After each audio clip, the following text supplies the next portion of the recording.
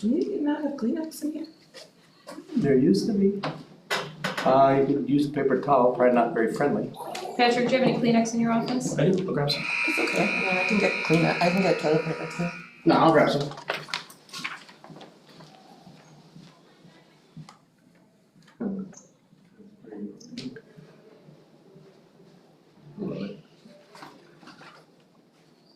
Yeah, alright.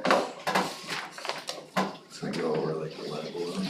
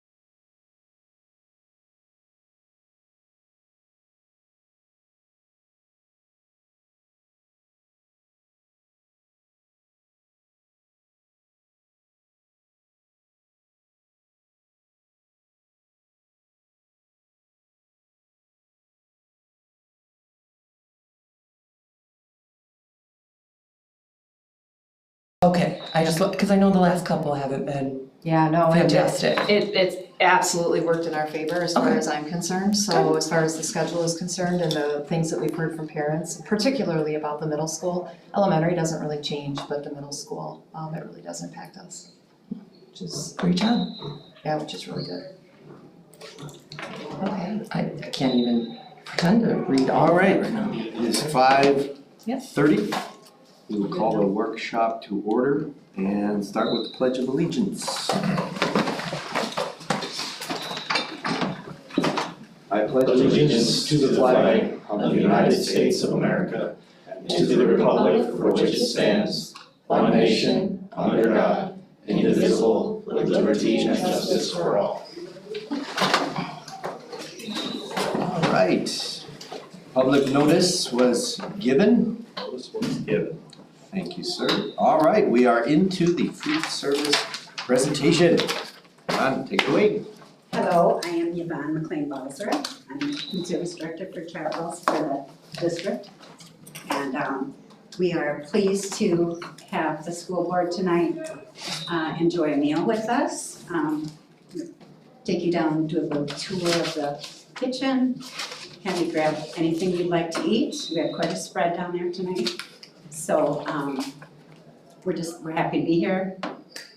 Just want to answer any questions that you have about the program. And just actually thank you for your service to the school board. Awesome, thank you. Awesome. So are we located? Okay. Yes, let's, we can head down that direction. If you'd like to join us, you can join us. Sure. Do we need to bring any materials with us? No, we're gonna come back here Oh. with our food.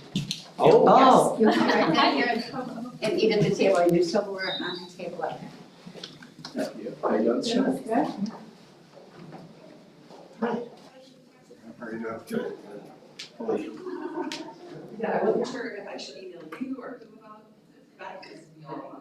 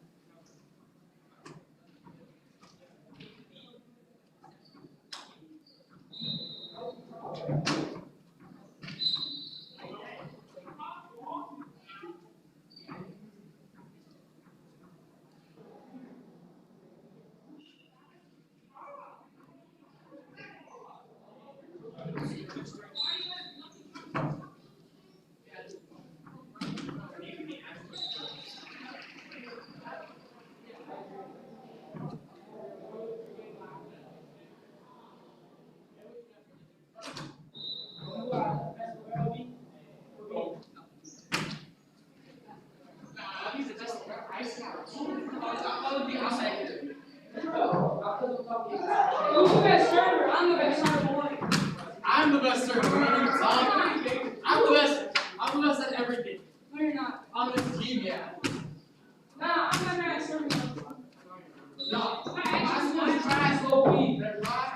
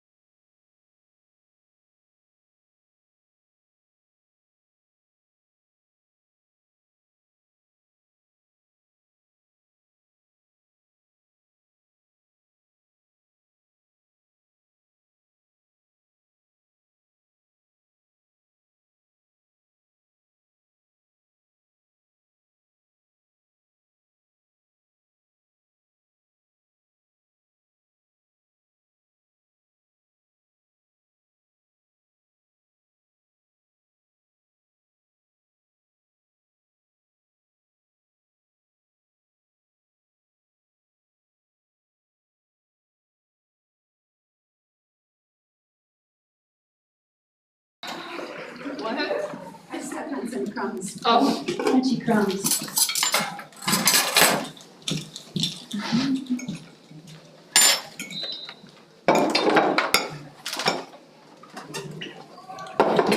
I know, right?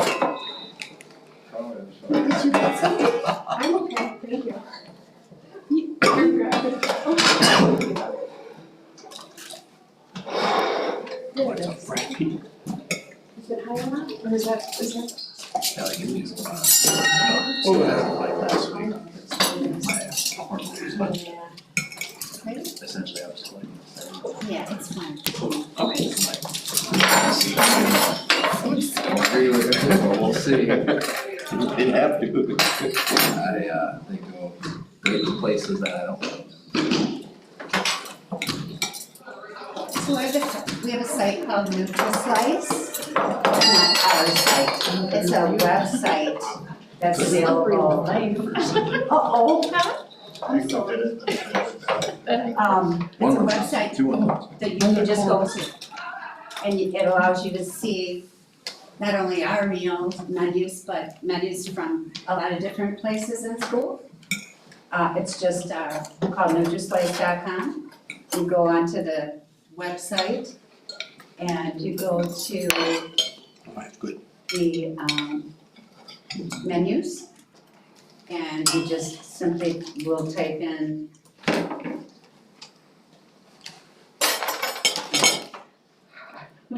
Hartland or Hart Lake, I think it's under Hart Lake.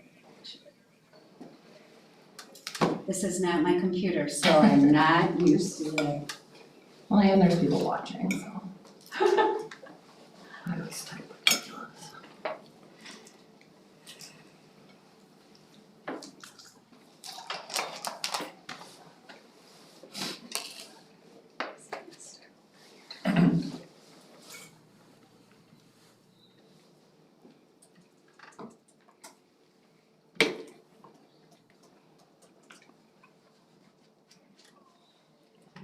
So, Hartland-Lakeside School District.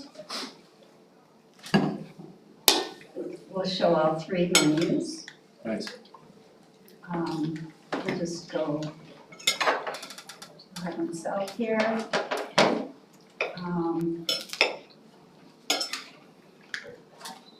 Shows all the allergens in every item that is on the menu. So in your case, Morgan, you see the wheat that lets you know that there's wheat in those items. So Does it have an independent ingredient list for each item? Yes, so if we go, here's the brown rice. Now, this is Asian brown rice, this is actually a different recipe, I'm in South, Yeah.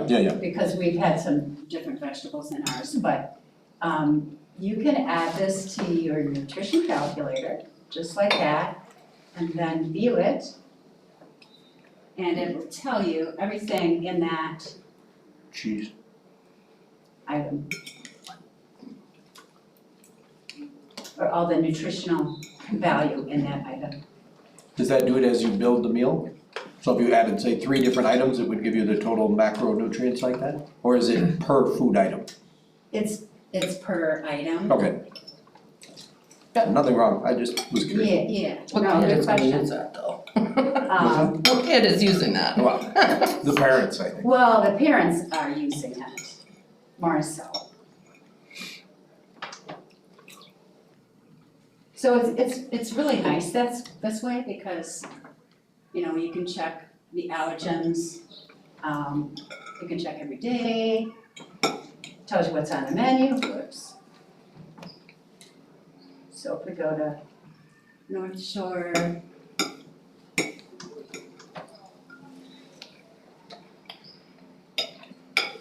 The food is very good, by the way. Yeah. Yes, very good. oh, I'm glad you're enjoying it. I'm very much enjoying it. Good.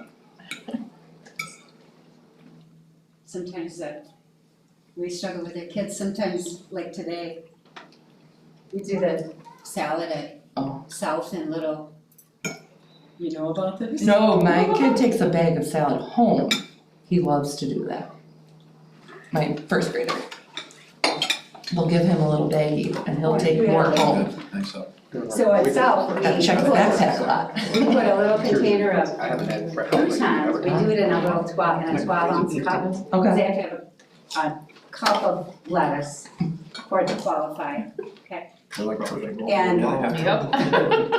we put the little croutons in top, and we close the lid.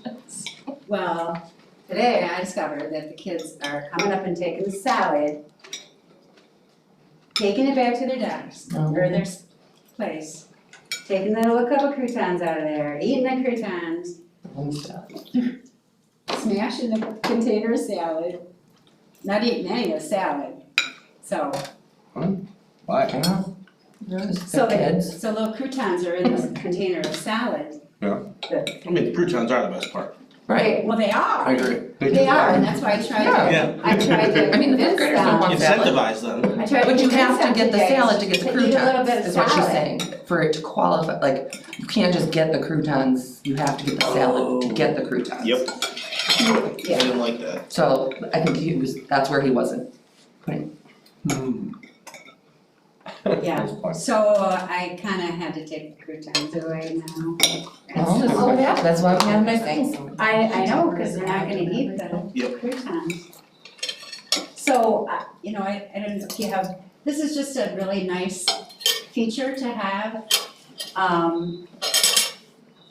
That has no allergens whatsoever. Yeah. Seasoned black beans. And I'm sure that it's super healthy. So this is just, it's a 24/7, you can go onto it anytime. It does add. I like those little pot stickers were pretty good, whatever they're called. 27%. And there is a flyer about it in the pamphlet that I put together for you also. So what is a meal then at a school?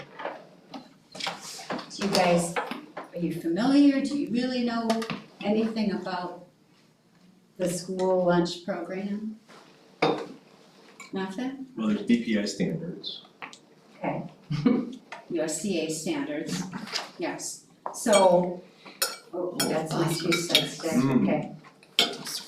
They're so good. They look good. So the USDA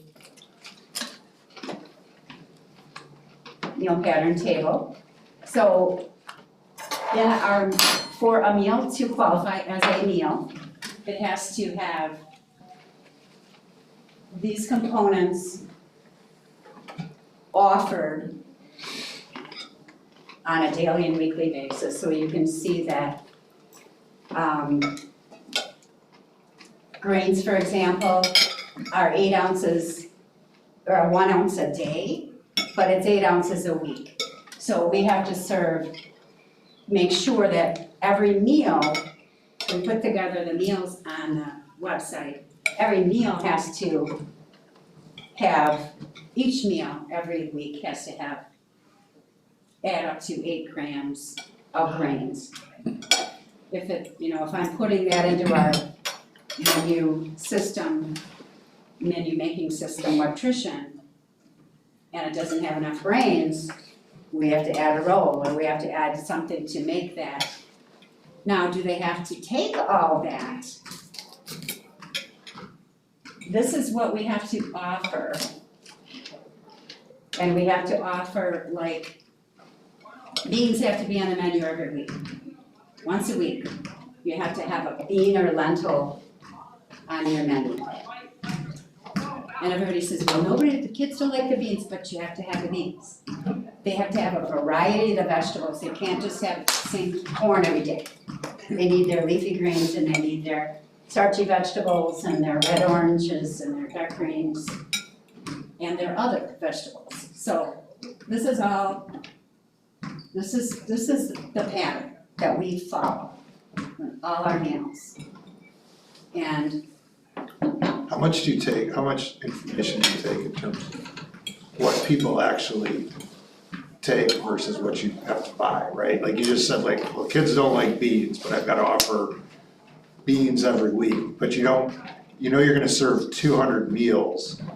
Assume you don't buy 200 meals worth of beans, kids aren't gonna take, like, is there some Right, sort of so- feedback, some system you guys use to kind of figure that stuff out? So it's a cycle menu, so we're able to kind of see and follow, like, you know, yeah, we want them to eat the things. Like if everybody got beans all of a sudden, we We might not want have them enough to eat the healthy things, right, beans. but they don't always eat the healthy things, so. Yeah, A lot of the kids, they love baked beans, you know, there's a lot of kids that love them, but there's a lot of kids that won't even touch them. right, So it's really, I think, how they're, you know, at home and, you know, their different choices that are offered.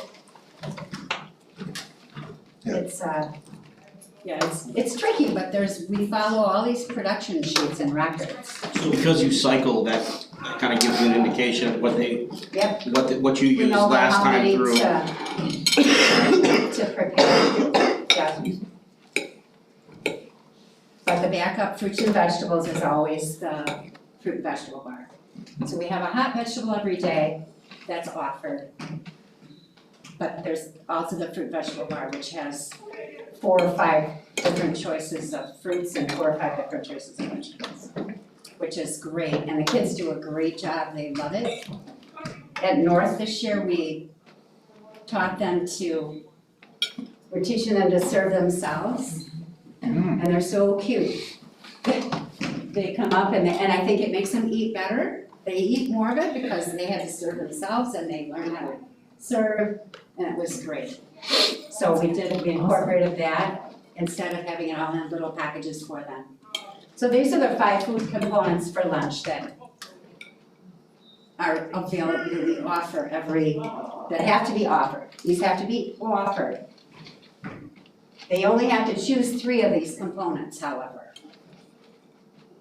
But one of the components has to be a half a cup of fruit and vegetables. So it doesn't qualify as a meal unless it has fruit or vegetables on their tray. And if they don't have fruits or vegetables on their tray, we send them back to get fruits or vegetables. Or we put fruits or vegetables on their tray. We remind them, gentle reminders, so they always get their fruits and vegetables. And some of them, that's all they want is fruits and vegetables. So it's, you know, it's a good thing, but I feel like North kiddos do a really great job of their fruits and vegetables. I really do too. Yeah, And I do think a lot of it is because they're serving themselves, and I think that's a great have you seen idea. them doing Oh, that? yeah. It's so cute. You know, they struggle a little bit, and there's some coordination required, but they're How really much doing ends good. up on the floor?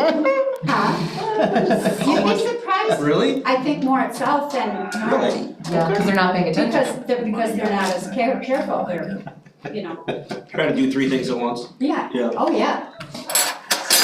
Oh, it's the chicken. So that is basically, that is the program, that is what we serve, what our menus have to contain every single day.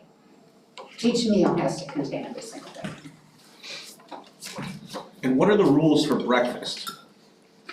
Rules for breakfast are items, not components. Okay. So they have to choose one grain item, if you will, either, you know, a cereal or a, you know, French toast stick type thing, or a sandwich. Yep. And they have to choose two fruits, actually, 2 fruit items with that, so it's 3 items. It's a lot different. Yeah. They still get a choice, because we put different fruits and different grain offerings, so they get a choice of which ones to choose.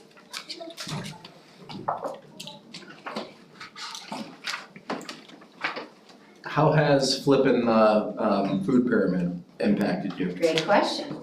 So there's a pamphlet about that in your booklet. So all about the food pyramid is in your booklet. Okay. So it hasn't affected us yet. However, I think it probably will, because everything is regulated by the government. They tell us what to do. So This past year, there was a change in sugar. So that comes down, and then all of our items that we can purchase contain less sugar. It was yogurt and another item that we had to, you had to, only could have a percentage, certain percentage of the natural sugar in it. So in the new pyramid, used to be 6 to 11, or I guess I wanna kind of say still is. You know, in the current pyramid, you're supposed to do as much grain as protein. So your grain is, 9, what do I wanna say here? Your grain used to be 6 to 11 portions, or it is kind of still. 6 to 11 servings was actually what's on the old pyramid. It actually says that, 6 to 11 portions. I mean, that was called rice, bread, pasta, and cereal. It wasn't really called whole grains. And that's the pyramid from 1992. That's what it used to be. And it's gone through different changes, but now the pyramid for grains is gonna be 2 to 4 servings. So I'm quite certain that there's gonna be a lot of adjustments in the way that we do meals. And it just all goes through the company, and then it filters down, and they, you know, they change the guidelines, we change the meal patterns. So is this year just grandfathered in per se until next year? Yeah, so this, I believe that was published in January? Yeah, probably I wanna can't say- flip it in the middle of the school year, maybe. I think the pyramid was That's what I published would in think. January. The new pyramid. So has there been changes? I know we talked about, you and I talked about the whole milk or the milk Yeah, so offerings. now, so they're saying that we can only offer, our milk has gotta be fat-free or 1% milk. Those are the only milks we're allowed to offer. But now the new pyramid is saying fat milk, they want milk with fat in it, more milk, fat, whole milk. That as part of the dietary guidelines, so we'll see how that filters down into the school, because, I mean, it very well may. I don't know if they'll require it, I don't know, I don't know, many it'll be kids that interesting. drink whole milk, or that are used to drinking whole milk. Really?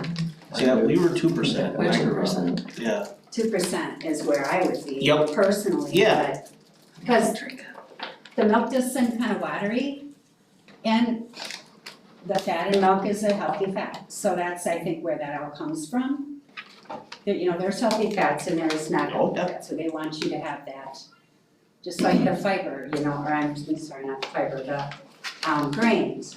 You know, we serve healthy grains, we don't serve refined grains, we serve complex grains, we serve grains that, you know, are needed for energy, and you know, they have all the bran and this, I mean. Yeah, they're not ultra processed or. Yeah. Correct. Whole grains, and I know there's been some questions about grains from the school board in the past, so if you have any comments or questions about it, I've been doing a lot of research on it, so. You know, carbs get a bad rap. They do get a bad rap, but, and they really do provide a lot of, I mean, they're the energy for these kids. And especially your brain function is heavily dependent on carbs. So it's important they get them, like 300 of their calories a day should be carbs. So with the state statutes of what, and there's the ingredients that go into it, or where we get the ingredients. What say do we have where things come from, or do we look local to certain things, or is this all kind of a big government? Local produce is a huge thing that we would love to do all the time. So we do have a lot of local produce. We do get, we divert, so this year I diverted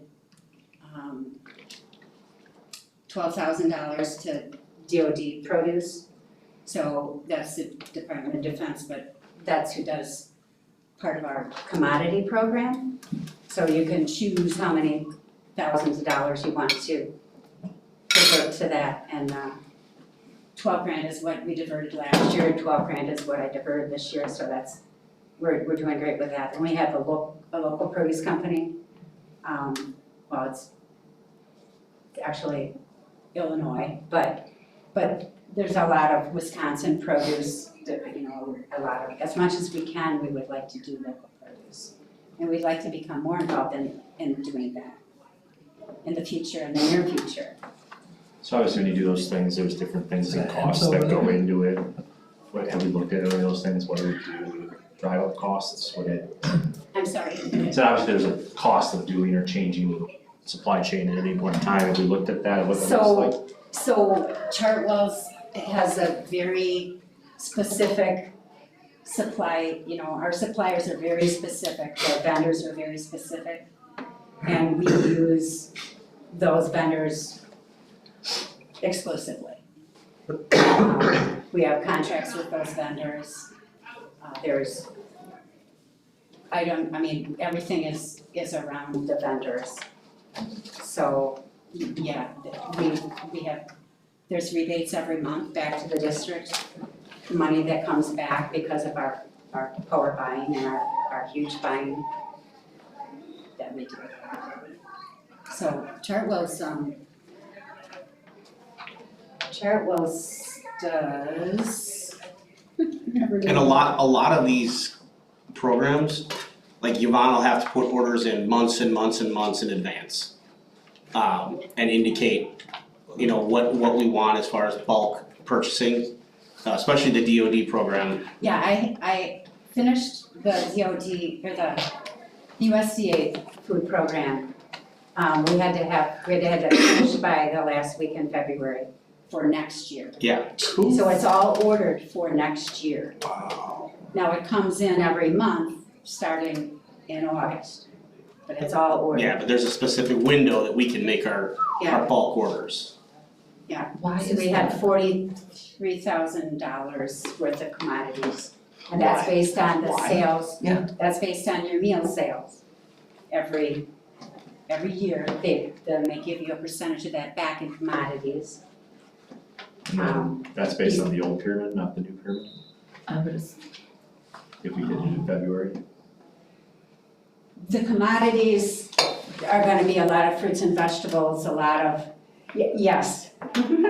Yes, it is actually. So maybe it'll be another year then. But there's ways to get around that too. Because each commodity spot has several different items, so if you changed from, say, one cheese to a different cheese, it would fall into the same slot to use those dollars. So we do everything we can to use all those dollars, because obviously they're your dollars. So we don't want anything, we don't want to leave any money laying on the table. Yeah. At the end of the year, that's a really good question. Yeah, and in the new pyramid, based on the old one, if you notice, fruits and vegetables kind of hold the same spot. They're largely the same, because they're kind of in the middle, Yeah, the other, so another 30%, I talked about the DOD fruits and vegetables. Those are fresh fruits and vegetables. So the USDA fruits and vegetables that I ordered are like the frozen fruits and vegetables, the blueberries and the strawberries that you had today. And then, your frozen corns and cranberries, raisins, canned peaches and canned pears and all those things. Those are another section, so that I throw a lot of money at that as well, Because that's really what we want kids to eat. I will just interject here since it's a great opportunity that she did do a little bit of hinting, so nice job in picking some things up. We are looking at, we've been asked to really take a deep look at our electives. We also have been asked to take a deep look at our wellness programming. And we are looking at a sustainability program in the 7th and 8th grade elective program next year.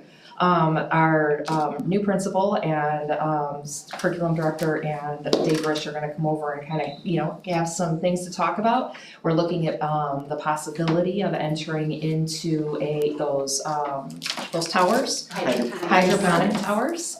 So from 0 to 28 days, it's start to finish, and we would have 7th and 8th graders begin that process as an elective. And they would produce enough vegetation and all the leafy greens and the sprouts and all of that to be able to serve our entire district.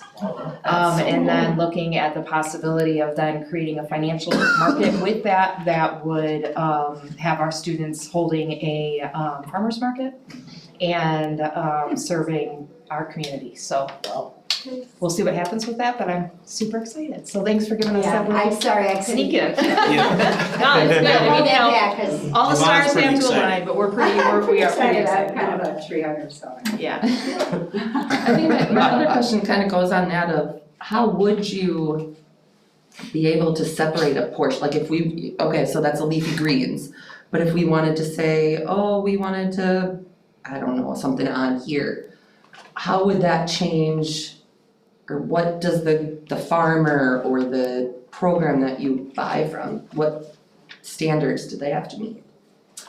Like if we were to start a farm to table type thing.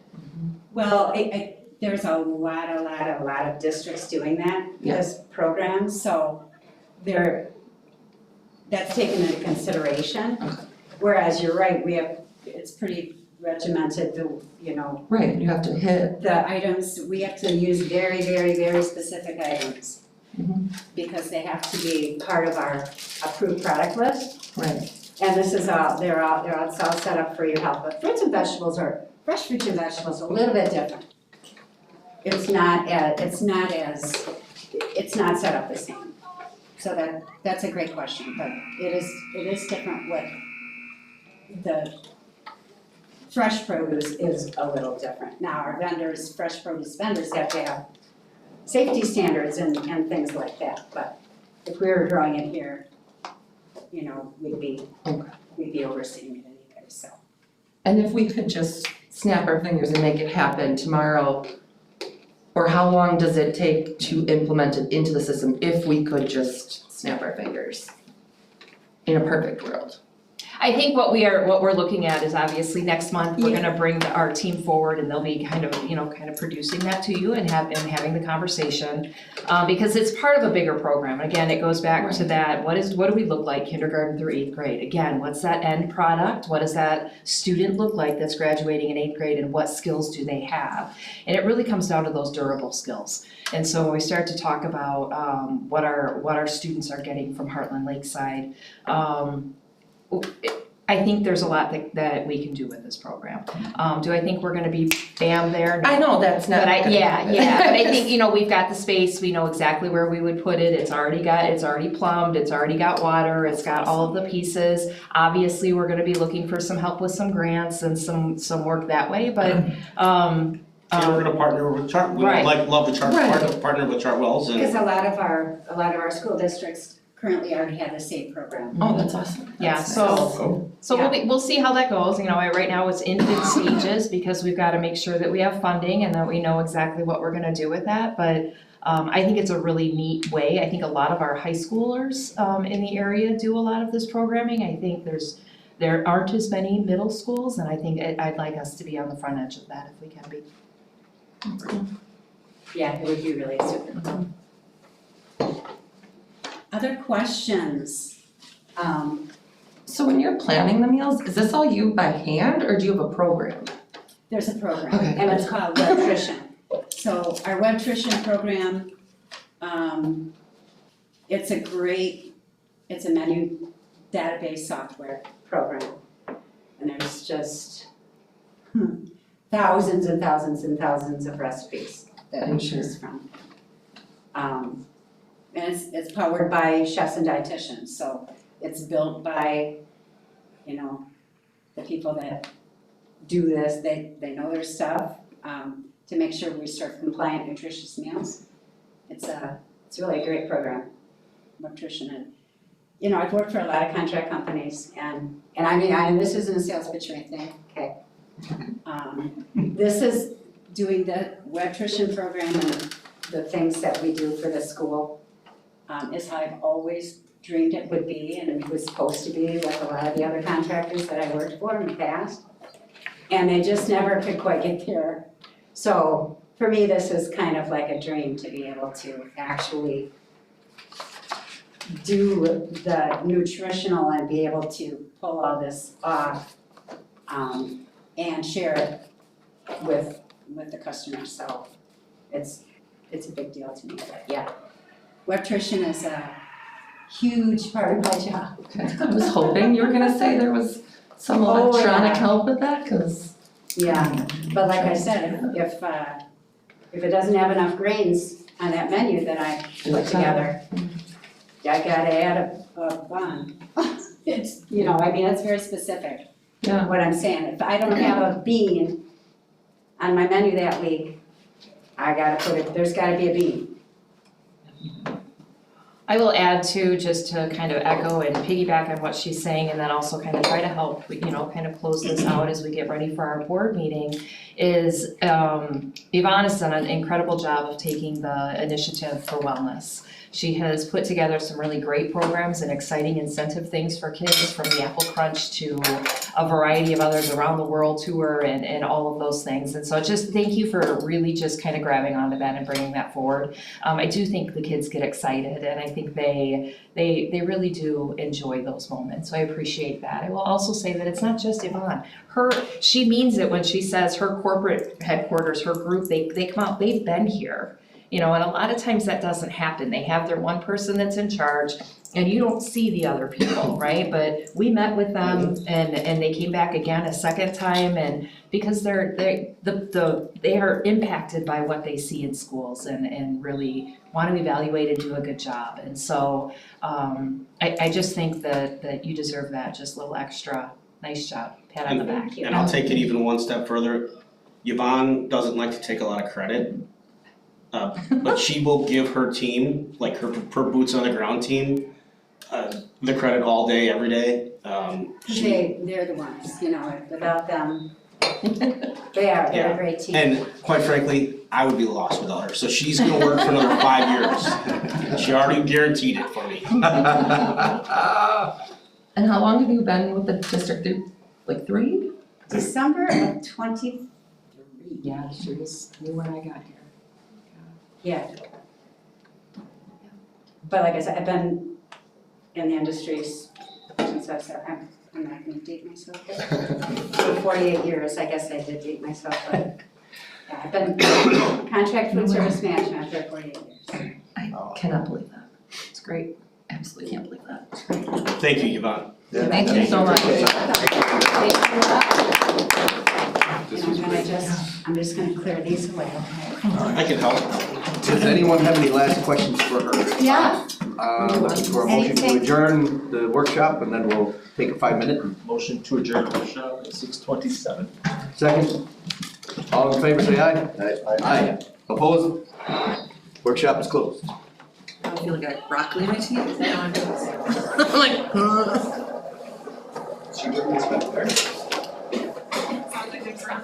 She's a tray back there. She got a carpet. One of those things. I've got some whole grain kosher. oh, that's so awesome.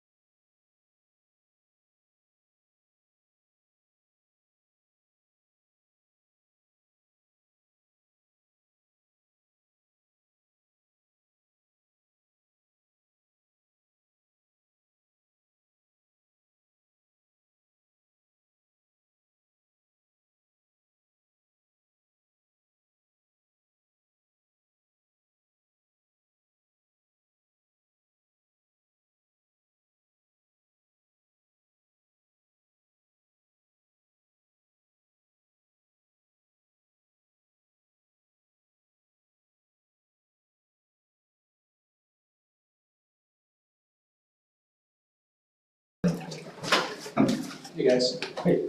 Hey for Chris. Chris, nice to meet you. Yeah, I'm Morgan. Good morning. Nice to meet you. Nice to meet you. How you doing? I'm Patrick. Hey Patrick. Schaefer, nice to meet you.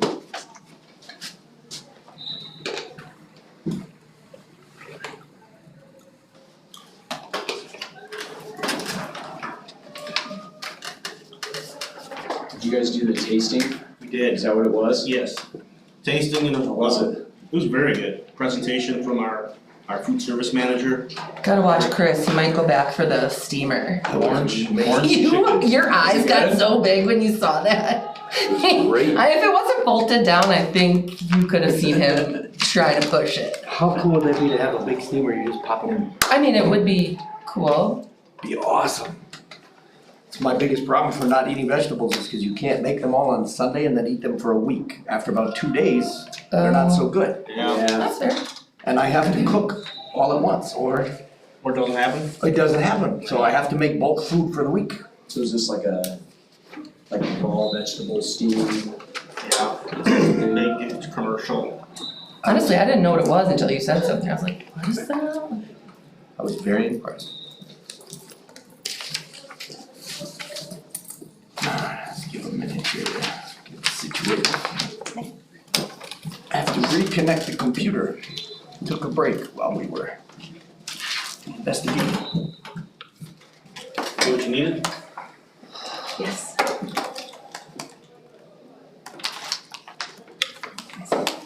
Can we evaluate food service every month? I know. I'll let her know that's a request. This would make for a very enjoyable board night. It's fantastic. I mean, at least, maybe can we get some more gluten-free then? Yeah, right? The broccoli was super good. It was. It was. The strawberries were super cold though. I was so mad. I'm like, oh, I wanted more, but they're so cold. I know. Refreshing, But especially in this. maybe that's why my tongue doesn't tingle, because it was so cold. My tongue doesn't. Because normally my tongue tingles after eating strawberries and like pecans and stuff because of those, whatever.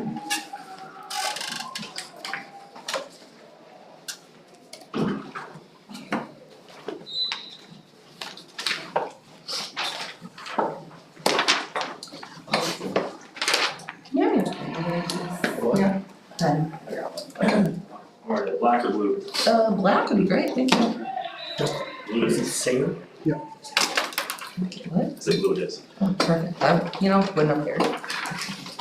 When it comes to the time I want to make this here.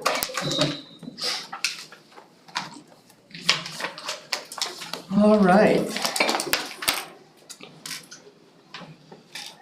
We are now moving into the regular board meeting session. So we will call the meeting to order at 6:33 p.m. All right, and we can. What is happening here? Oh, just 1 second, my computer logged me out.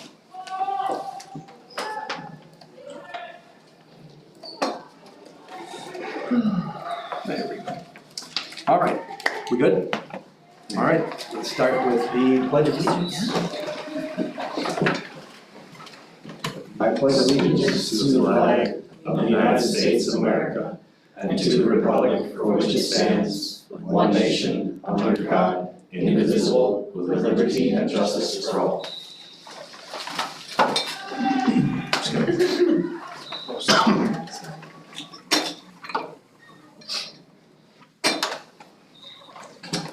Okay, proof of giving public notice. Notice was given. Perfect.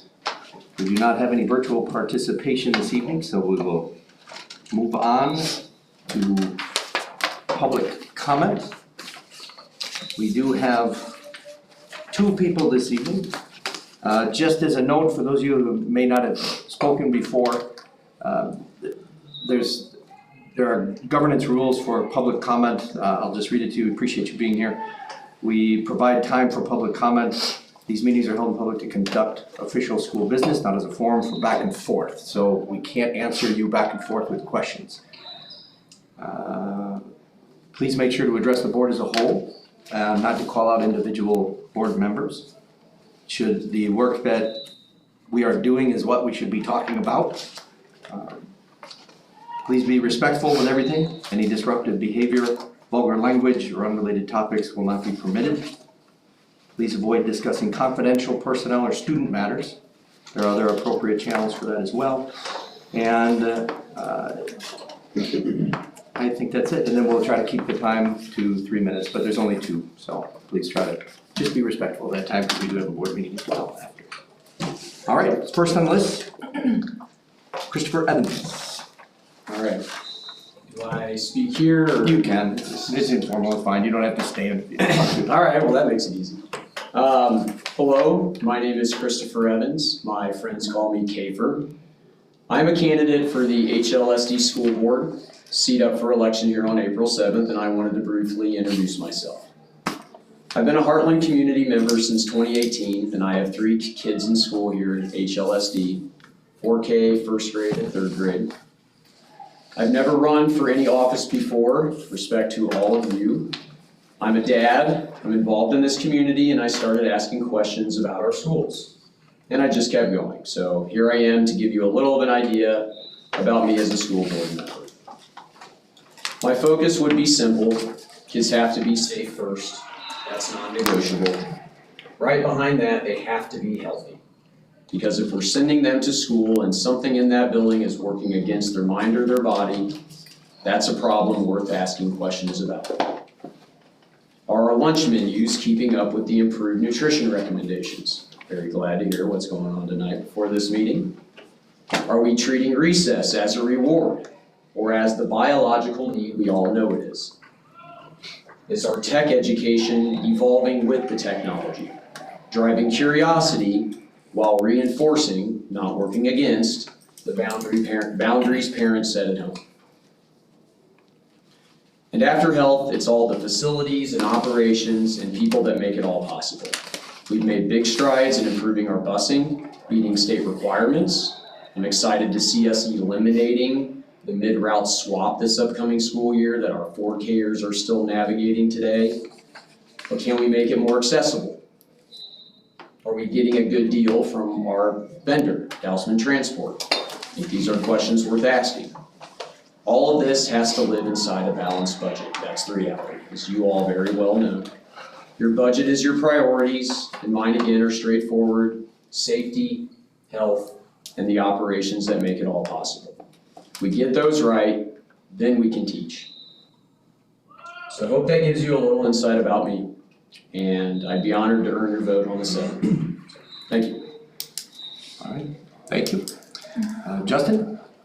Okay, so I'm a Harlan resident, as well. I also have one child in this district, and I have one starting next year and another one the year after that.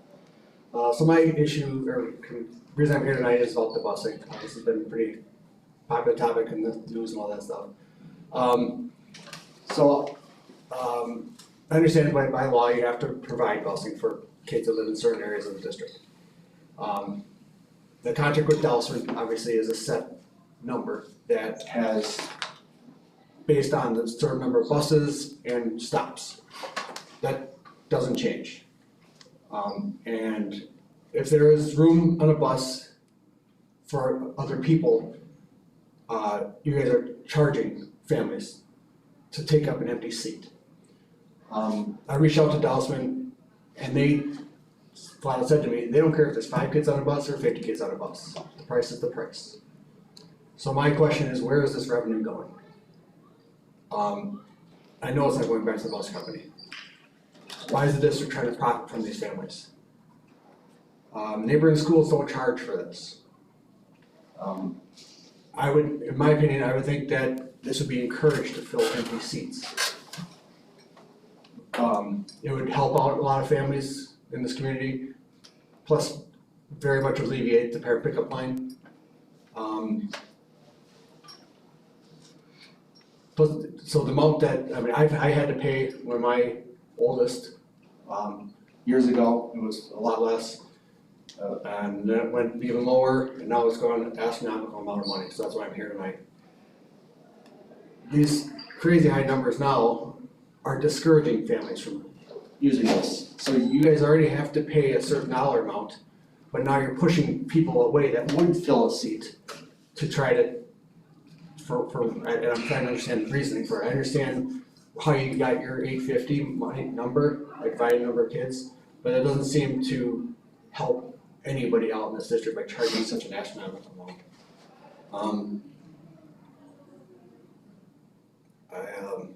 Sorry. So like I said, the half-empty buses doesn't help anybody. Certain subdivisions, in my opinion, could be free, would be, the free subdivisions, like certain places would probably fill up a lot faster, so maybe you could do like a lottery or some kind of thing, to first come, first serve to facilitate this. My next thing I wanted to ask was, one of the board members was not able to discuss this, and I don't know the full legal reasons for that, but I know she represents a large number of the community, and with her not being able to talk about that, seems kind of counterintuitive to this, but the rest of the board members don't have any skin in the game. Why not charge $10,000 a person? If that's what you're really trying to do, is profit off of these things. And the people that are voting on this don't have, they don't have any real repercussions to charging and ask even more money. So that was just my only comments. And I did reach out to one of you guys about this, and I haven't, actually I reached out to Morgan too, and but she couldn't really say too much about it because of her hands being tied, but another one, and I didn't get a response back, so that's all. Thank you very much for your comment. Okay, we will move on to committee reports and lead off with PPC.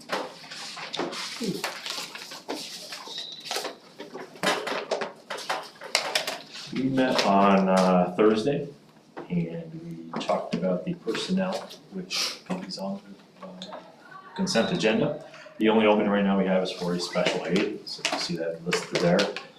We did, jumping down a little bit, talk about a maintenance manager position as well that has been discussed in previous meetings. That one is also in that consent area. The parts that we did talk about, so the Neola from last month is now in the right place to vote for consent, so you can see that consent piece. And there was also a 3.51 update on the tech portion of it, and it's the one you see that's on hold. So there's another one to the right that is on hold. Can you, Tina, explain that, the law that's coming down and what we're trying to navigate at this current time before we complete that? Yep, absolutely. So 25.1 WCAG or 2.1. WCAG 2.1 is an ADA compliance piece for policies for all things public education particularly. That's our focus. From websites to any documents, our newsletters, everything that goes home. The current readers that are out there right now for our seeing disabled people are not reading the graphics and whatnot on websites and newsletters. And so there's a big law out there now that we have to go through and change all of those. Any school district 50,000 or more, they have to be compliant within the next month. We have another year, but I will tell you that Chris Dillon, our IT director, Brian Rabbit, our IT specialist, and Gretchen have been for weeks watching videos, webinars, and it's a very daunting task. Every one form, it's gonna take 20 minutes. Like our calendar that's in a grid form right now can't be in a grid form anymore. Our newsletters that have the graphics and the pictures and the designs cannot be that anymore because the readers don't read those designs and graphics. So something that we're keeping our eye on, but that policy is based all on that work. And if we don't have that, it's not gonna hurt us because it's not in effect for us for another year. So I think what we thought about at that level was, let's take our time with this, let's do our research, let's try to figure out what happens with bigger schools, because maybe they work out some of the glitches and can pass it down to some of the smaller school districts on how to fix that. So more to come on that, but that's why it's on hold. And I would say, yeah, we're still working towards solutions and looking at different things. Chris Dillon and his team's been through, at least last week. We talked on Thursday, it was 6 or 7 sale pitches and webinars to all together, trying to figure out what needs to be done, what this is gonna look like moving forward. And if we did this in the district right now, it would take all of our district labor to do that, and we would have to take it off this other stuff we're working on. So we really wanna see where these other largers are gonna either succeed or fail, and hopefully learn from those. We don't make those same either mistakes, or get better at what we need to do with it, and see where it kind of goes from there. So, it was new, I didn't hear about the ADA, I had to go back and research it as well, once I looked a little more into it. But yeah, it's, most of what we send out would not compliant, it would all have to change. Has it ever been Compliant version. readable by readers? Or is this like a finally catching up type thing? So I will tell you, probably 5 to 7 years ago, when I was in my previous location, we went through this. Okay.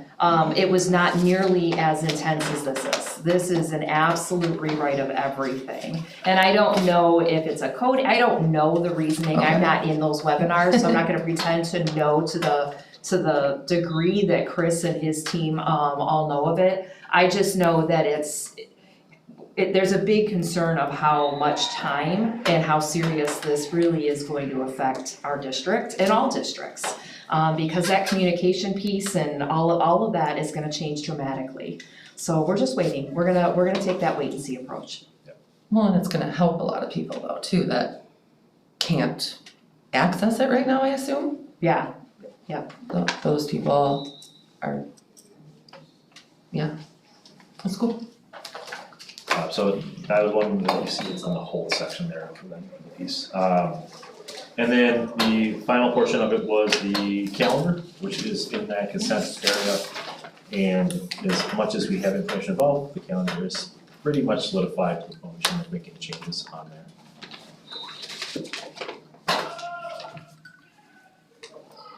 Good? Yep. All right, thank you very much. We'll move on to Finance Committee. Okay, we had a pretty short and light finance meeting once again this month. We went through purchasing and kind of the financial statements, and nothing was out of line and spending. We got some money in, which I'm sure Patrick will talk about in his section. Spent a little bit of time talking about some upcoming proposals regarding paving, managed service for our printing and things of that nature that they're obviously have a financial impact, dishwasher quotes, things of that nature. That was it, it was a 13-minute meeting. Wow, efficient. Efficient was the record, so.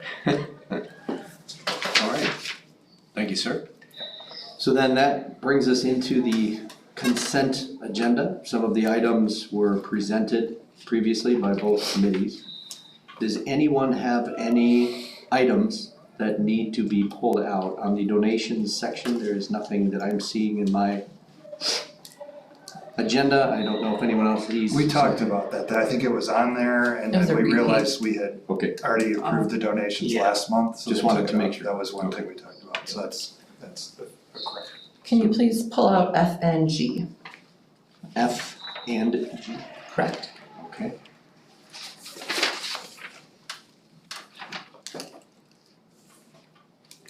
So F and G will be handled separately, and secondly, after the remaining items, does anyone have any other items to pull out?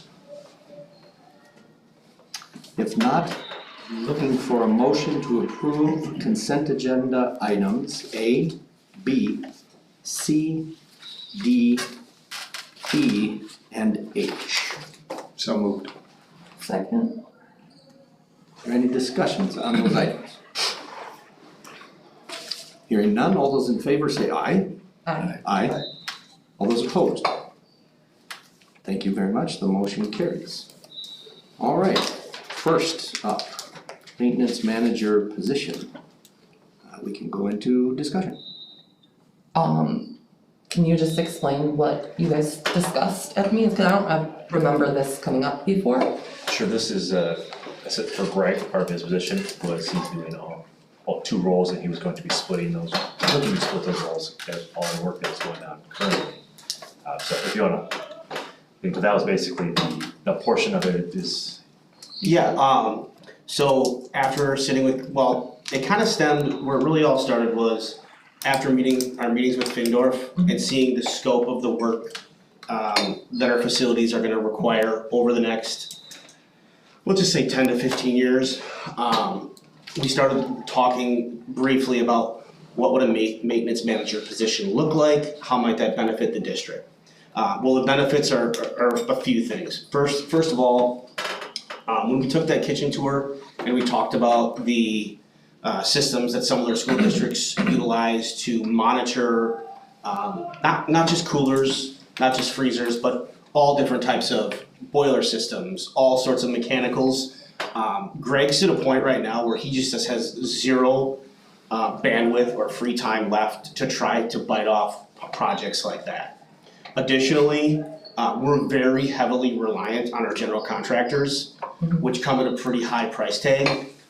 So anytime we call out for a service call or a maintenance call, those are coming in much higher than if we had an internal maintenance manager that could adequately address some of those issues. Now, don't get me wrong, some of the bigger ticket items are still gonna be that, but this person, he or she would be the main point of contact to monitor the work of contractors while they're here, ensure the scope is exactly what we think it is, and that the pricing reflects the scope of work. It's really just trying to more adequately staff our building and grounds based on the size of the district and the number of buildings we have. That's really the nature of it. So would this be a split of Greg or Greg and someone that reports to, how does that split happen? This person would be a direct report to Greg. Okay. So Greg would still be the director of building and grounds, and he would oversee all custodial, all maintenance, and all facilities.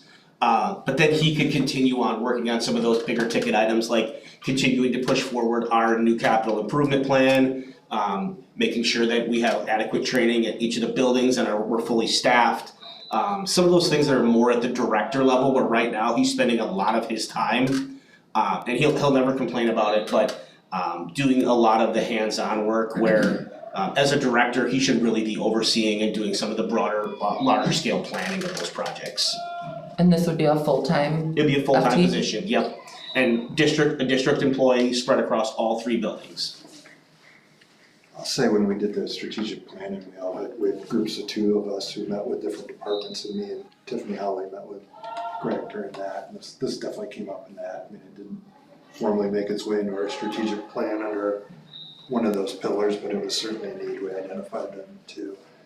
I guess my question on this, I mean, is what are we approving? Are we just approving to go out and find to work for this, or what are we exactly approving? We would be approving the position so that we could go ahead To create the position? to create the position and then you'll go and post for it. Okay. Yeah. What's So the salary range?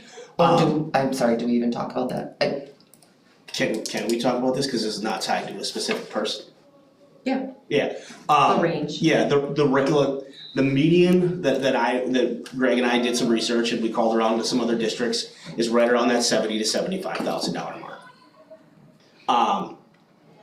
You're really, if you start paying if you start paying less than that, you get what you pay for. And really, Greg just wants to be able to have somebody in there that has the know-how, the mechanical aptitudes, whether they come out of industry or they come from a different district or another public service area, but someone who has experience with, at least generally experience in HVAC, electrical, the large-scale boiler systems we have here, just having that frame of reference to kind of not just be able to do one thing, but oversee it all. So would they be more in the buildings as opposed to grounds? Yes, absolutely. Now, as part of the job description, they would be cross-trained in the custodial pieces and a lot of what Greg does, like not so much the director stuff, but a lot of what he oversees now would kind of cascade down to this individual. But they would be in, now again, we're gonna make sure that they are able to, if we have a need, they can go out and salt, they can plow, they can do those things on demand as needed. But their primary responsibility would be in the buildings. Or the building envelope, some part of the building.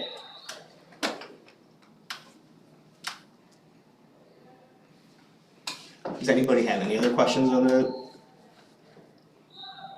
So how do we deal with it? Do we just do a motion to approve it?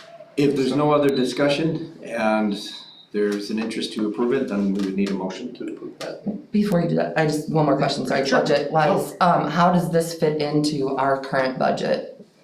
Well, as I plan for next year's budget, so this would be, Okay, this would be approved and we would be posting for a July 1 start. there we go, okay, So it would be part of next year's fiscal budget. And I've already started preliminary plans, and it would fit within the scope of what we're working with. perfect. I knew it would, but just wanted to Yeah, ask the questions. Ask the questions, absolutely. It's always weird with that July, like, Yeah, we're not starting tomorrow, it's no, in 6 months. this would all be, next year's budget. Okay, cool, thank you. I would motion to approve the maintenance manager position as discussed. I don't, That works? Second.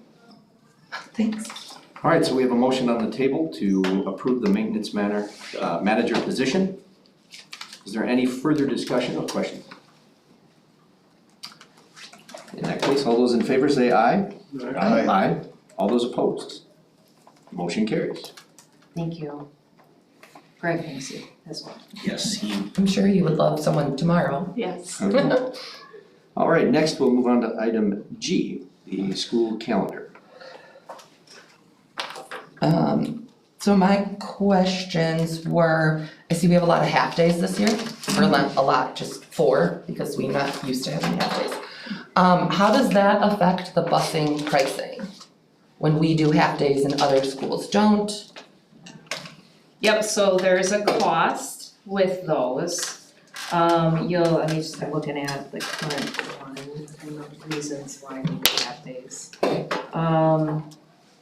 One I know is the homecoming for Arrowhead, that one makes sense, I get that, we fumbled through that first, that year, it Yeah, was that was terrible. right. And then 2 look like conferences, Conferences, 2 of them are conferences. and then the last. And the last day of school is a half day. So everybody, everybody's out on that last day of school. I'm looking at everybody else's schedules. For all of our feeder schools.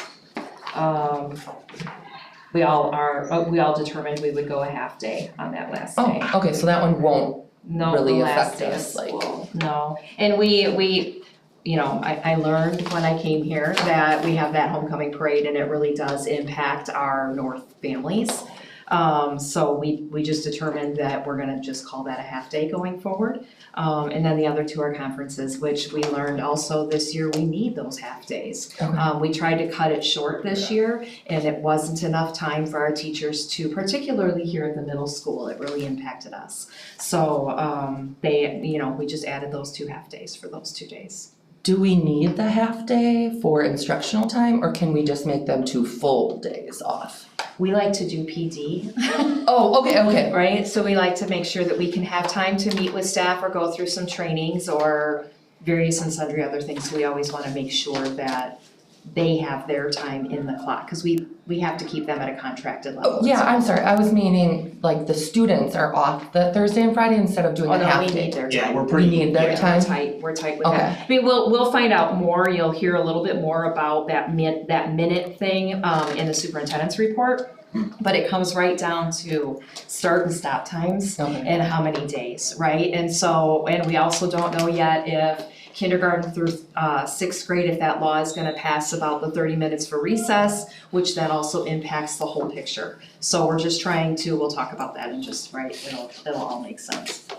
But yes, we do need to have the students, those half days. Okay, and how much, do we know how much it is a half day, that it's gonna extra cost? Cause I don't think other districts had the half days as I was looking at their schedule, based on the unless I'm fact that wrong. it's kind of a new contract, I don't have specific numbers yet. They just ironed out that deal, just recently, so I'd have to go and run some numbers to get that. Okay, I'd be curious if you could. Yep, I can do that. Northlake does have a half day with us on that day. So But does again- Stone Bay. But aren't we running both of our back-to-backs? Mhm. So that wouldn't really impact, because we're doing the same, because we're running our middle school buses with our elementary, Oh, yeah. you know, It side is- by it's side. different this year. So wouldn't it be, we're not utilizing anybody else's bus. See, and that, I don't know how that works. So the tiered system, so like there's Yeah. three tiers. So we're using basically one line, 2 tiers, so we're not really paying for our own bus because we're gonna use both of those tiers. Okay. So the price won't really change. I can still run the numbers for you, I'm but it just should curious. have nominal, if any, impact. Okay. I wouldn't see any based on how the structure is set up. And I didn't think I saw any that we had school that others had Yeah, we off. tried I think very there was hard. maybe just one in January the 25th. That it seems like a lot of schools we had the 18th and the 25th, or we had the 18th. A lot of schools had the 18th and the 25th. Yeah, we did switch one of those from our preliminary calendar, I remember that discussion. But one of them I know we needed. I figured we need them, Yeah. but I'm just curious because now that would push us to being one of the only ones having school that day. Yeah, but again, We need it, I get it. but again, in the way that the new model's set up, Okay, we won't be using, it's not like they're running a bus just because, and it's just us. It's always gonna be just us in those 2 time slots for that bus. okay. I also think it has to do with the end of the quarter and we needed the day. I think I that's- mean, I Yeah. assume we needed the day, I'm just Yeah. curious. I know, I think Sarah indicated that it was a day we needed for something like that when we had that discussion. And then my only other thing is there's some dates that have 26s and 27s on them that don't line up. So we might wanna just look at that before we publish it, like October 23rd, 27, off on the legend. So it's 27 instead of 26. All right, we'll go through it. Yeah, Just yep, not anything we have to approve. but yeah, let's make sure it's ironed out before we. I think that's the only one.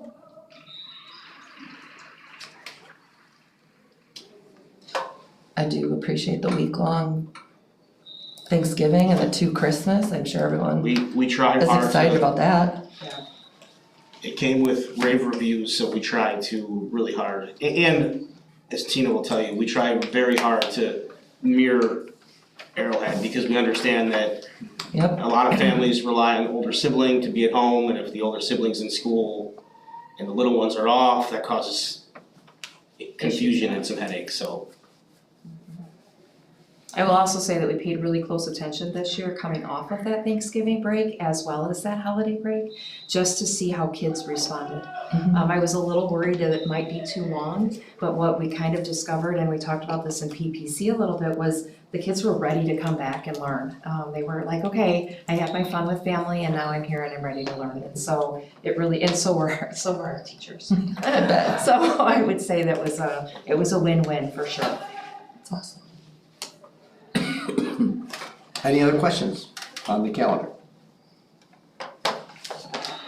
Now we'll be looking for a motion to approve the 26-27 school year calendar. So moved. Can I say that? Yes, you can. Second.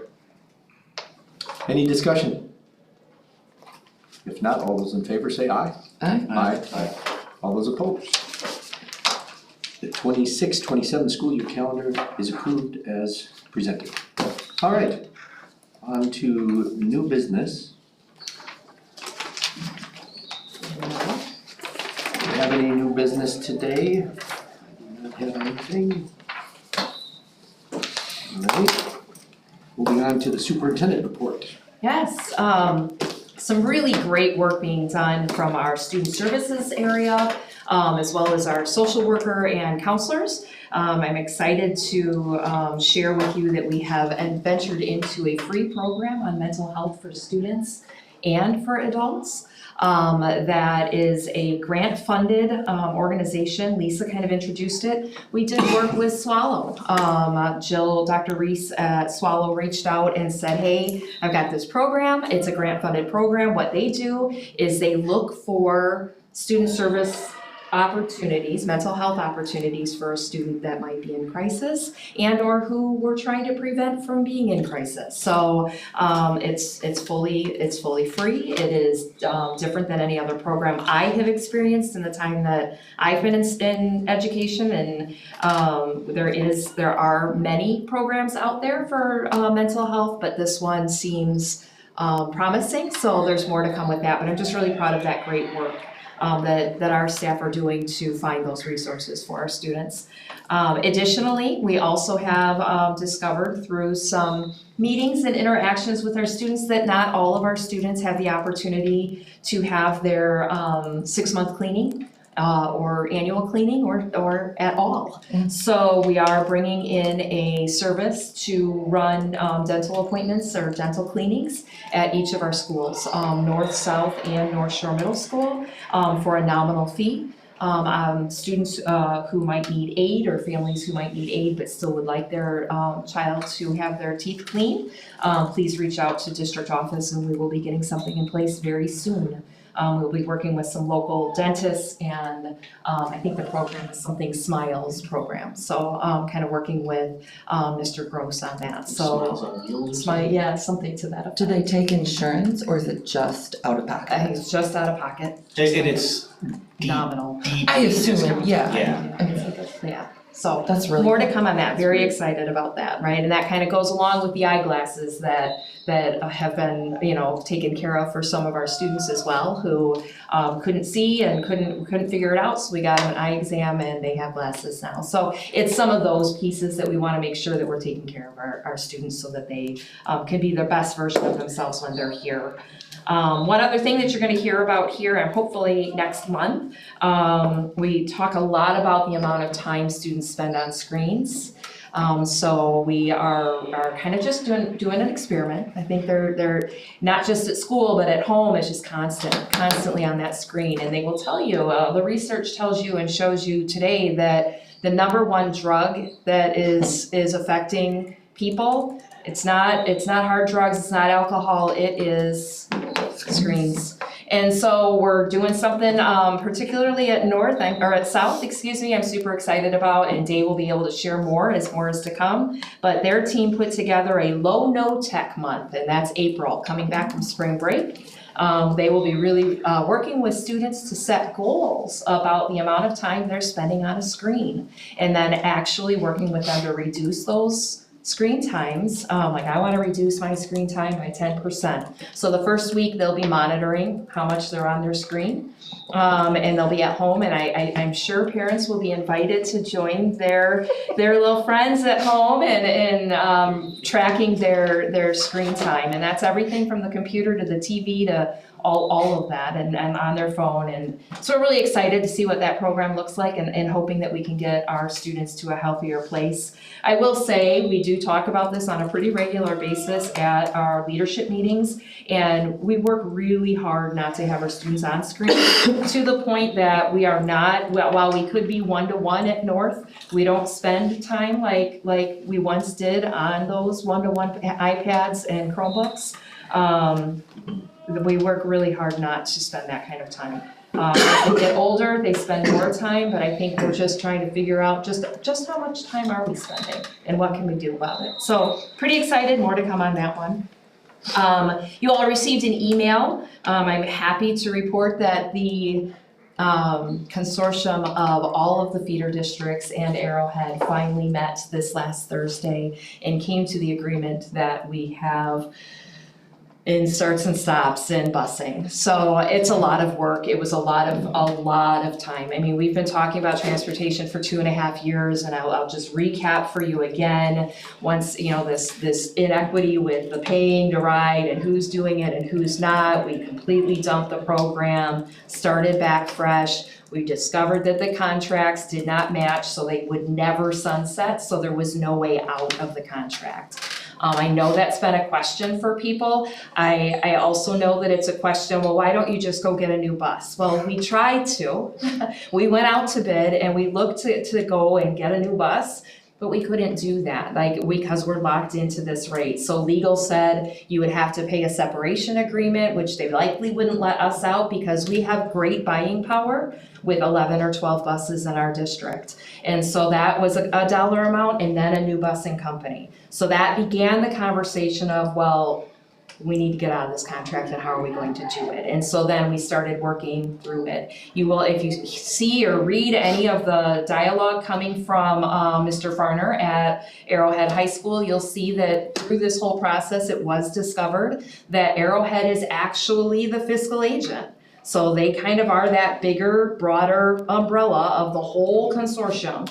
So it does take time. They wanted to make changes, we wanted to make changes. And saying from day one, that mess out there is scary. And we lost a community member over it. Like, not in our community, but in the area. It near and dear to our hearts to try to get away from that program. And happy to say that we are officially gonna be done with that program, right? I mean, it's a big move. In addition to this, then that was my big ask, and then reducing 10 from 20. So Arrowhead had 20 buses, and then we've got all the other feeders and the parochial schools, right? So we have to bus all of these people and try to figure it out in 3 tiers. Arrowhead is so large because they have to bus everybody. So that second route, nobody could share buses with them, only the 3rd route, so Merton does. While Arrowhead wanted to reduce, they don't have ridership, they're high schoolers, most of them are driving, it makes sense. But by reducing theirs and changing their time, while the trickle down was ginormous. And everybody's pretty well established in what they do here in this area, and it took a lot of back and forth and some upset. Some upset came from it. We ended up in a good spot. Hartland-Lakeside ended up in a good spot. As a byproduct of getting rid of the shuttles, North Shore Middle School will start a half an hour early. So I don't have the definitive times, but they will begin at 8-ish o'clock in the morning and be done at 8:30-ish. 3:30. Excuse me. 3:30. 3:30, thank you, 3:30. That'd be a short day. Many conversations have come to me over the past, and I can verify it through some other areas, that it's just too hard for our middle schoolers who are very active, yay, love that, right? Be involved, get involved. But to get out at 4, when I first came here, we weren't getting out until 4:10, 4:15, and then it changed to 4:05, and now we're at 3:59, 4 o'clock, so we're like inching to the other side of 4 o'clock. Next year, they will absolutely be out the door by 3:30. And so then what happens there is we share our buses with North and South. North and South then will ride together, and they will be picked up and then dropped off. We're still trying to figure out, are we gonna drop it north first and then drop it south, or south first then north? But they will be together on their routes. Routes have to be completely redone because they're not busing the same, right? So before we would pick up kindergarten through 8th grade, now we're just picking up 6th through 8th grade in kindergarten through 5th grade. So there's a lot more to come as we begin those paths and start to have those conversations with Dousman and take a look at the routes. But I know that there's winners and losers in everything all the time, right? In any decision that's ever made, but based on the feedback and the input that I have received since I've been here, a big piece, obviously, number 1 was that shuttle, we accomplished that. Number 2 was that middle school stop time. It was really tough.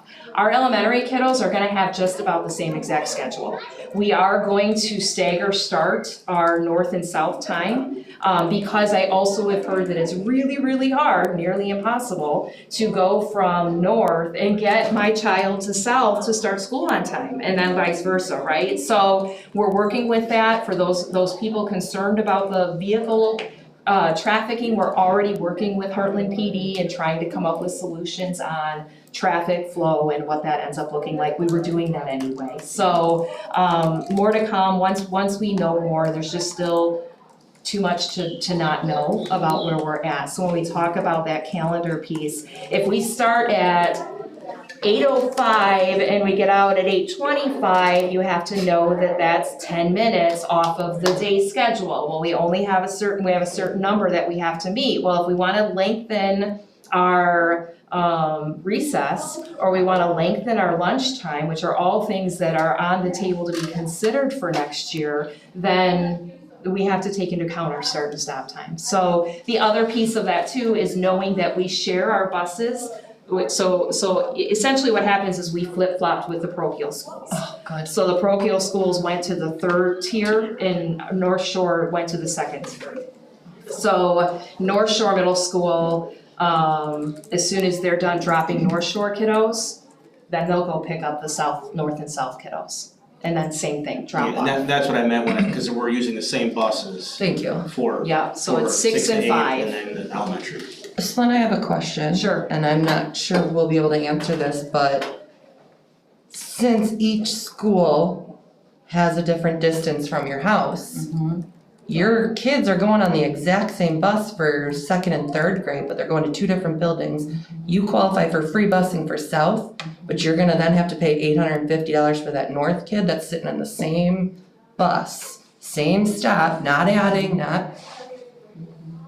so that's okay with everyone?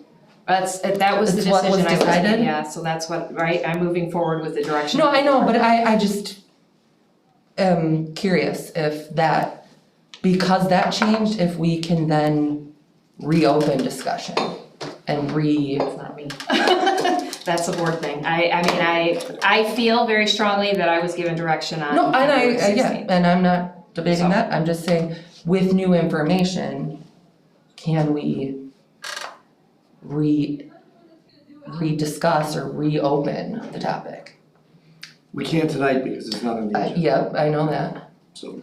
And how does one get something on the agenda? Who's in charge of that? The superintendent and the board president determine what is on the Okay. agenda.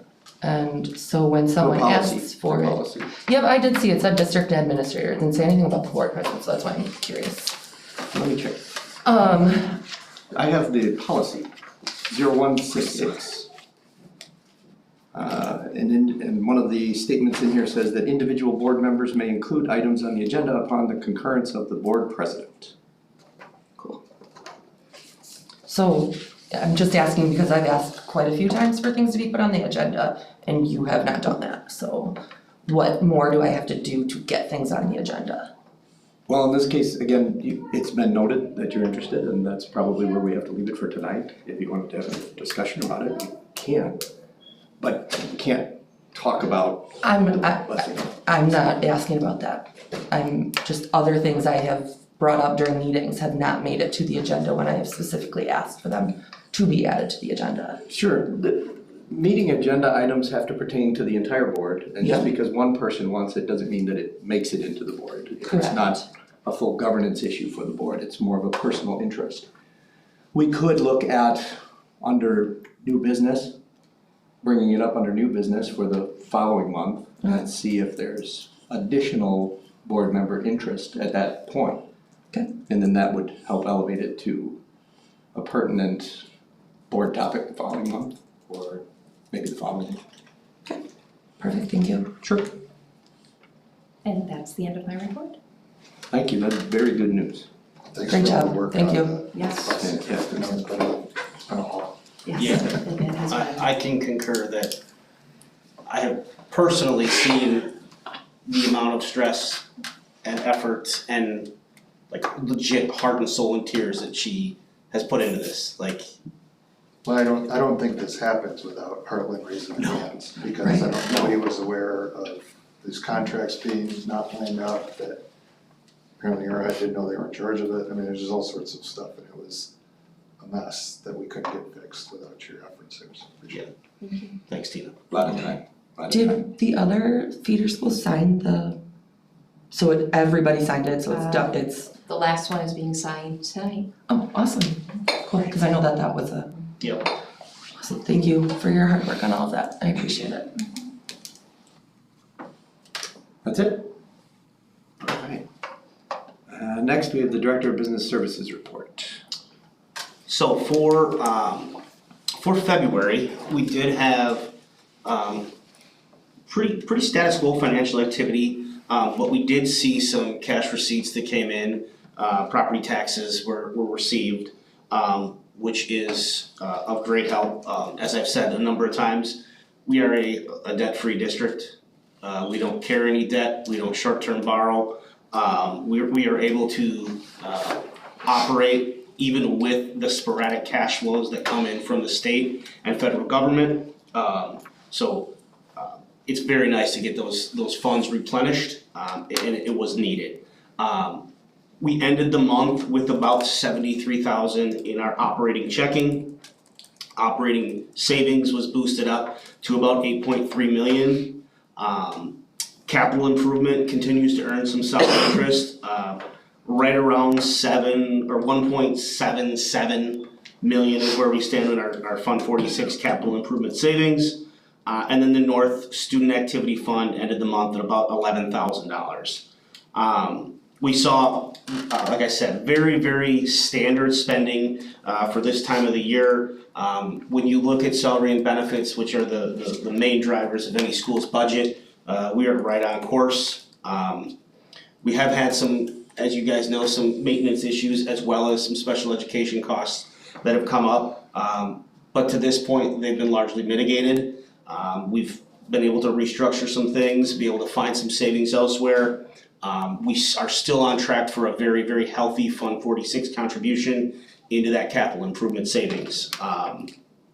Knock on wood, but again, if we ended the year right now, I would project a contribution somewhere right around 275 to 300,000. Not quite the 350-ish that we projected, but absorbing over $100,000 in additional costs that we didn't, that we really couldn't identify, as many of those being student-related service needs. We're in a really, really solid spot financially. And I will just interject here, and even though that's right, that's expense, there's a lot to that, I will tell you it was absolutely what was right for the children. Yeah. And the work that we did, and I am appreciative of the ability to have done that work for those students and those families. And as Tina will probably tell you, I'll ask the why until the cows come home. But when there is a student need, we will spend money, and there was student need. We had some situations where we were not the best facility for what that child needed. And in those situations, it's not really even a tough call. It's just figuring out how do you navigate it financially, because the student's needs are really going to trump any dollar signs or what's on a piece of paper. Not just my teacher voice coming out, but we're in a really, really solid spot. As you guys saw, and then I'll kind of segue. If you guys have questions about any of the financial? I just wanted to point out that by taking that money for the special education, it wasn't taking away from any other special programming, just so people know. Nope. That funding did not take away from any other student in this district. So. No, and we will always prioritize non-educational programming. We will never strip away, I mean, that would be the very, very last resort. Like, we would have to be struggling to make payroll before we started stripping away programming. I mean, that's really how, at least that's the way I feel about things. Well, it's also you finding those ways and you dove into, what, 1,100 accounts, did you say? 1,180. Who's counting, I So, count them all. right, like the fact that you took that time to look into those to save the money is a huge thing, and I really appreciate that you took that time. Thank you. And I know that actually probably helped as well for you to learn everything too, so Yeah, and that's awesome. Every district has a different chart of accounts. So yeah, you get pretty familiar when you go through every one line by line. So we'll just say that. Anybody else, any questions financially related before I jump into some of the capital improvement stuff? I only had one on the interest that we're earning. Yeah. How much has that level dropped over the last? You know, I guess I don't even care what it's dropped, I think it's more, what's it at today? Any idea? I'd have to look. I'm sure it's under, Good. I'm guessing it's under 4 now. Yeah, 3.4 is what comes to mind, I think is what it went to after the The Fed held steady this last one, but the time before they met, I think it was dropped to 3.4. Okay. But I'll check, I can log in here during the meeting. Not a big deal. Was just curious how much on that higher yield account we were still getting over standard. Yeah, I mean, Cause we still have we have full access to the funds, so it's Yep. not bad to have no, absolutely, there's liquidity there as well as Have- earning potential. Yeah. full access. That brings us to the capital improvement side of things, and Chris, your request last time didn't go unnoticed. I was gonna put something together, but I don't really have a crystal ball right now, so I'm just gonna give you generality right now when some of this stuff might occur, largely dependent on when we can secure vendors. We've got a lot of projects that are about to commence or in the early stages of seeking bids. As you guys well know, we have 3 paving projects that are gonna be going on this year, one in each of the school buildings. We currently have 3 bids in, expecting 2 more. And those will be all due April 6th. At that point in time, Greg and I will meet, we'll do some evaluation. I will tell you right now, the conflict or war in Iran is not helping our cause on that front. As you know or don't know, paving projects use a lot of petroleum products. We've had a couple that came in and said, we can't even guarantee pricing. And I said, well, send me something you can guarantee because I can't take something to the board unless it's rock solid. So they're going back to the drawing board and putting some things together for us and trying to predict what that might look like. So there's a lot in flux when it goes to those paving projects. But it does look like we're gonna have 5 quotes to review. It looks like all 5 of them are bidding all 3 jobs. And more than one of them has, in their bid, they will give discounts for however many jobs they get selected for.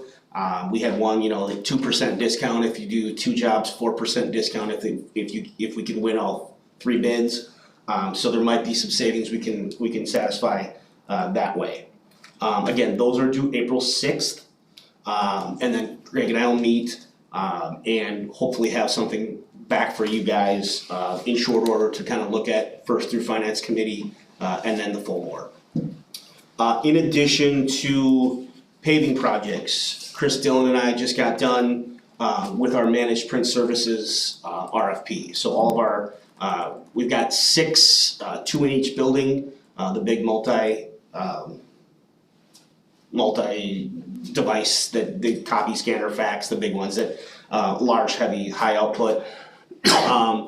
We currently have 3 of those. We have our incumbent as well as 2 additional. Some interesting things have come in, and I have to ask some additional questions because one of them seems like it might be too good to be true. So I want to ask some more just fact-finding questions, but possibility for some cost savings going forward in that front as well. We are additionally, I'm in the middle of shopping our property and casualty insurance. I was very surprised that it hadn't been shopped since 2017. So very well could be that we're getting a great deal. Maybe not, I don't know. We work with an insurance consultant that kind of reviews our policies and makes sure that everything we're needing is there's nothing extra, and they help us in that process of going out to bid. Really 2 main players in our market, so we're gonna be getting bids from both R&R as well as 1 other. So I'll give you more updates when I have more information on that. Dishwasher, as you guys well saw when we went to the kitchen, we've got the need for a new commercial dishwasher. I wish I had better news, but it looks like it's gonna be more expensive than we anticipated. I had guessed, or I shouldn't say guessed, we had predicted somewhere around 50 based on what we had replaced at the other 2 buildings. This one's slightly larger. Looks like it probably in the neighborhood of 60 to 65. How a commercial dishwasher costs that much, but we'll have 6 bids. So it's not as if we're not searching and looking for any option that's out there. We even discussed having our own team do the install. However, you start to look at warranty and by having a qualified licensed installer, you can ensure that that warranty is fully intact and there's no issue there. So looks like that's the route we're probably gonna go.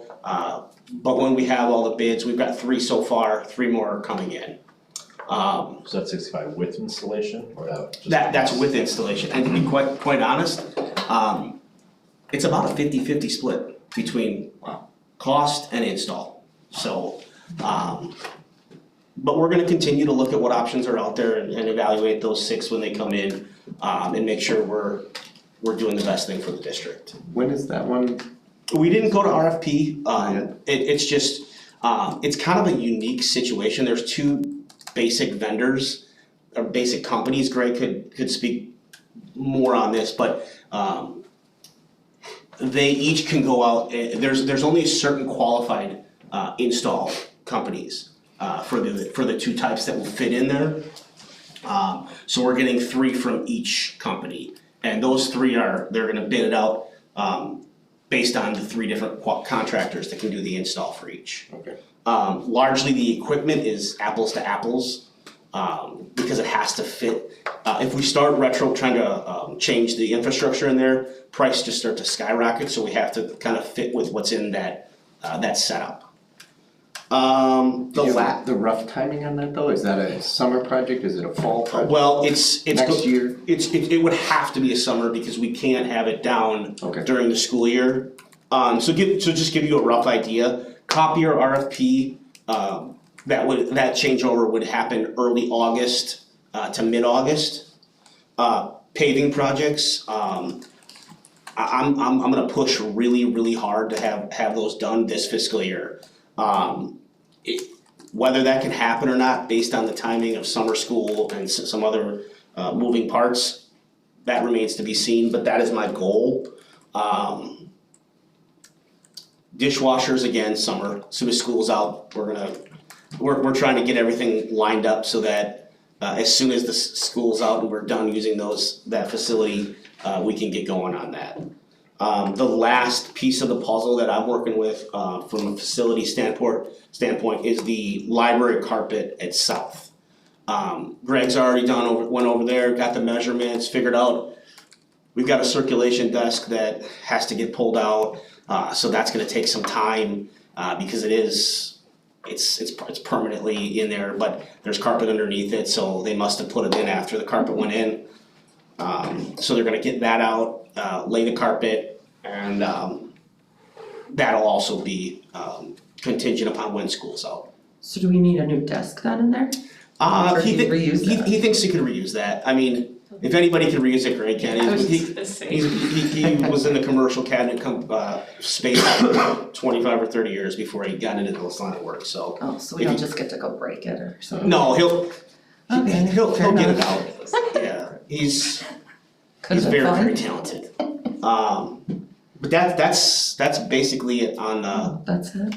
yeah, we just gotta. That's so much stuff. It's really It's- exciting though, right? Yeah. When you think about it, because we've done such a great job trying to figure out the budget and getting the plan in place. I hope that when we're talking about these things, that people understand that this was really well thought out and Yeah. part of a budget, right? So can you speak to that a little bit? This isn't new money or new. No, these are, when we went into this year, we not only planned for a capital improvement contribution, but and just as this district has done in a very fiscally forward-thinking way, is we've used part of our operational budget every single year to tackle some projects, because we know that if you put these things off, the price tag only goes up, and there's a cost to doing nothing. Obviously, there's some things that we're gonna have to go to that capital improvement fund for when we need to start looking at the HVAC items and some of the electrical items that are gonna come up.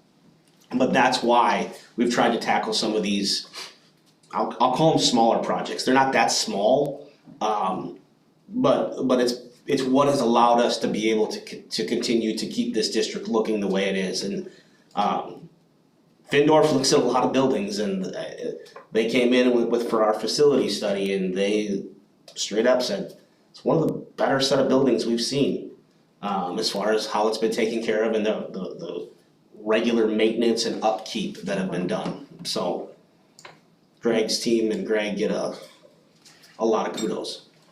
Go ahead. So they came in, they did their study, we looked at all this stuff, we're planning out these next steps. When is that plan gonna be presented and what that looks like? Well, that's a big piece of why Greg needs a maintenance manager. Greg and I have kept saying, yeah, we're gonna get to that, we're gonna get to that, we're gonna get to that. And I'll be honest, we haven't gotten it to it yet. We've started putting the pieces, we have a rough framework of what we each think, kind of after looking through Findorf's extensive plan. I'd like to give you the next month timeline, but that's probably not accurate. I'm hoping we can have something to put together for you guys for this summer. Realistically. Morgan, did you have a question? That was my question. Okay, yeah. I mean, I could share with what we have, but it's not a finished draft, so I think it's just better to hold off till we have it vetted.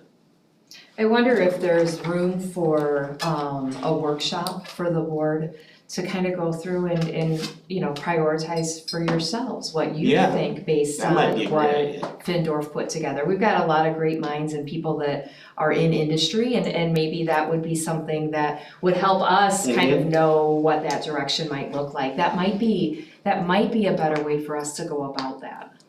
I don't know what your thoughts are, pardon? I'd love to do that. Yeah, we would Okay. love your help.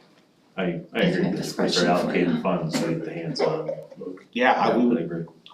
I would love that. Let's set a workshop in May. Yeah, that sounds April's good. really full right now. We've got a lot coming to the board. If we can find that time slot with that, do a workshop prior to that May meeting. Sure. Fair? Sounds good. All right, let's go ahead and line that up. Yep, let's do that. I like that idea.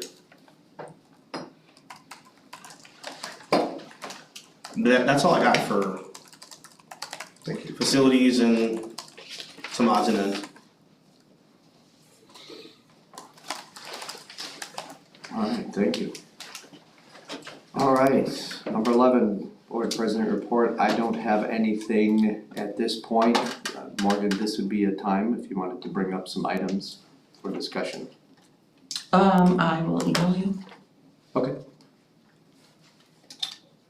Alright, anyone else have any future items? Do you know when we were having a next feeder assembly by chance? I do not, I've not heard of the next one yet.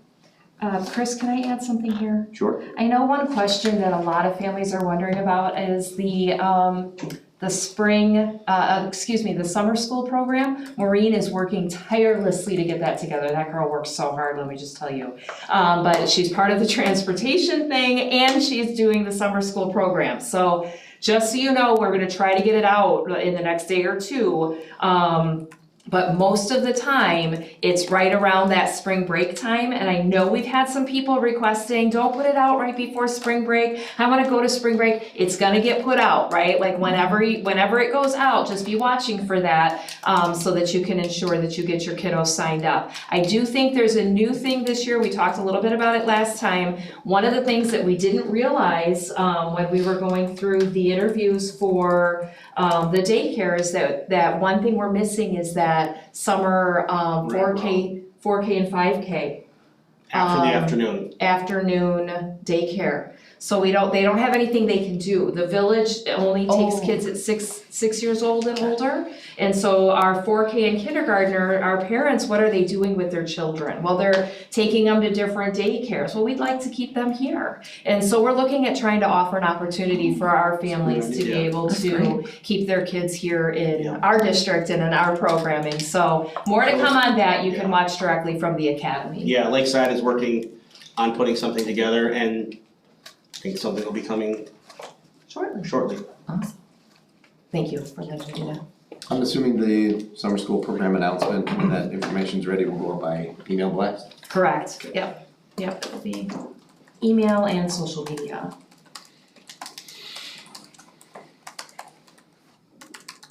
Thank you.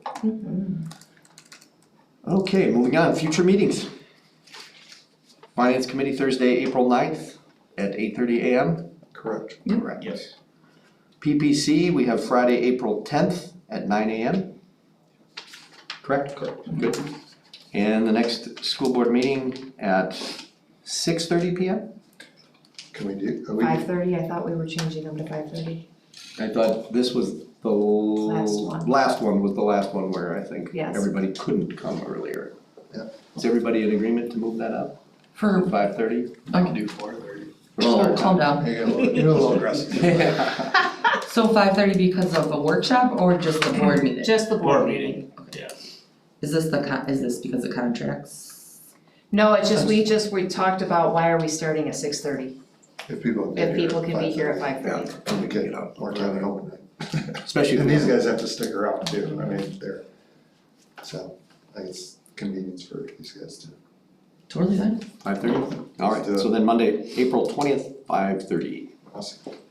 All right, we did have on the posted agenda the executive session. I don't have anything. Did you have anything? I Because don't if have not, then we won't need to do that this evening. Darn. All right. So in that case, I'd be looking for a motion to adjourn at 7:40 PM. So moved. Second. Is there any discussion on adjournment? If not, all those in favor say aye. Aye. Aye. All those opposed? Meeting is adjourned. Thank you. Awesome, thanks. Thanks for sticking to the end, Justin. Yeah, thanks for staying for the whole thing. I watch your, You're a trooper, man. I watch every one of them. Thank you very much. Appreciate it.